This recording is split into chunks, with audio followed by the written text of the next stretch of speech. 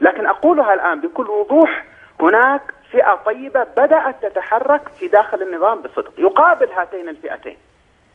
فئة غوغائية في الذين في التحرير، فئة غوغائية في الذين في التحرير، فئة غوغائية في الذين في التحرير، فئة غوغائية في الذين في التحرير. يعني أنا لا أدري الجفري بيتكلم عما يتكلم، وثم كلامه في تثبيط عزائم الواقفين في ميدان التحرير هو وأمثاله. ونحن نعلم أنه على مر التاريخ وجد كثر من علماء السلطان الذين يقفوا مع السلطان حتى لحظة سقوط السلطان، حتى لحظة سقوط السلطان.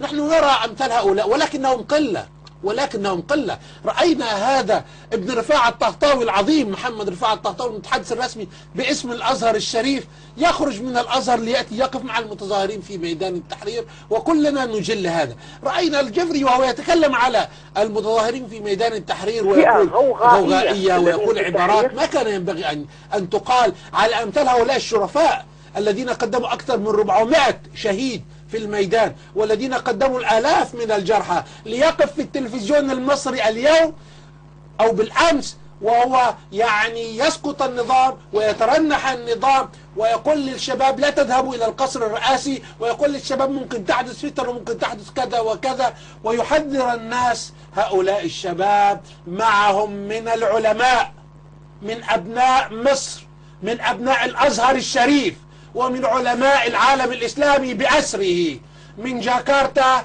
إلى نواكشوط، من يقف معهم في ميدان التحرير، من يقف معهم في أيوة ببلاش مش بفلوس.